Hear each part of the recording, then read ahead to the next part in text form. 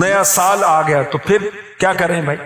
نیا سال آ گیا تو آپ کیوں کود رہے ہیں؟ آپ کیوں ناچ رہے ہیں؟ آپ کیوں فائرنگ کر رہے ہیں؟ آپ کیوں شرابیں پی رہے ہیں؟ کیوں ادھم بازی مچا رہے ہیں؟ بھائی کیا ہو گیا؟ نہیں، نیا سال آ گیا تو نیا سال آیا نا، نیا سال آیا تو اب کیا کریں؟ پچھلا سال میں نے کیسے گزارا غور کریں، اپنا محاسبہ کریں، آئندہ سال میں نے کیسے گزارنا ہے اس کی پلاننگ کریں۔ پچھلا سال کیسے گزارا؟ کتنے دن ایسے گزرے جس میں میری نمازیں قضا ہوئیں؟ اے بندے غور تو کر، رب کی بارگاہ میں پلٹ کے جانا ہے۔ پچھلے سال جو رمضان آیا روزے پورے رکھے تھے؟ اگر زکوٰۃ مجھ پر فرض تھی کیا زکوٰۃ پوری دی؟ پچھلے سال میں نے کتنے نیک کام کیے؟ اے بندہ خدا اس کا حساب تو لگا۔ تو ناچ رہا ہے، تو کود رہا ہے، تو فائرنگ کر رہا ہے، تو پٹاخے اڑا رہا ہے، تو رقص کر رہا ہے، تو گانے گا رہا ہے، نیا سال آ گیا، نیا سال آ گیا۔ پھر پچھلے سال کیا کارنامے کیے اس پر غور کر۔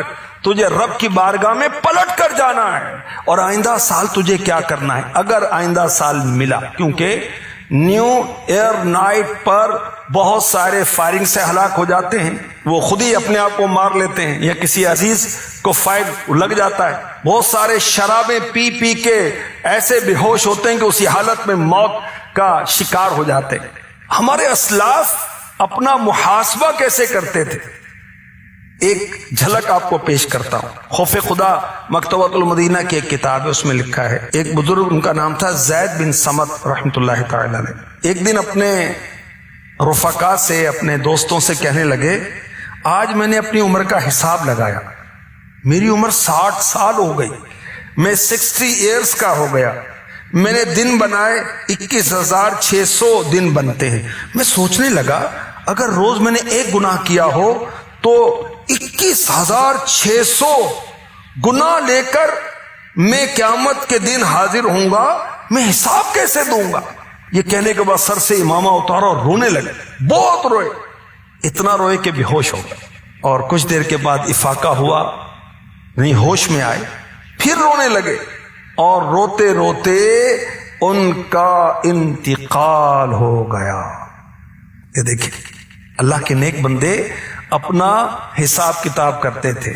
ہم بزنس پارٹنر کے ساتھ حساب کتاب کرتے ہیں، ہم اپنے ملازمین کے ساتھ حساب کتاب کرتے ہیں، دیگر دنیاوی معاملات کے حساب کتاب کرتے ہیں، گھر کے خرچے کا حساب کتاب کرتے ہیں۔ اللہ کے بندے اپنا حساب تو کر، تو نے کیا کمایا، کیا کھویا، پورا سال گزرنے والا ہے، کیا نیکی کی، کیا بدی کی، آگے کے لیے کیا بھیجا۔ وَلْتَنْظُرْ نَفْسٌ مَا قَدَّمَتْ لِغَدٍ، ہر انسان، ہر نفس سوچے کہ اس نے آخرت کے لیے، آگے کے لیے کیا بھیجا۔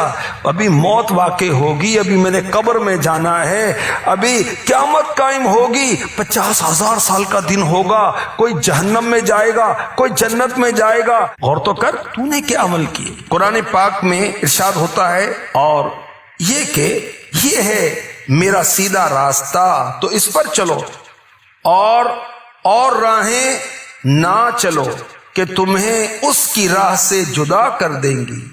یہ تمہیں حکم فرمایا کہ کہیں تمہیں پرہیزگاری ملے۔ تو کیا کہا گیا کہ دوسروں کے راستے پر نہ چلو۔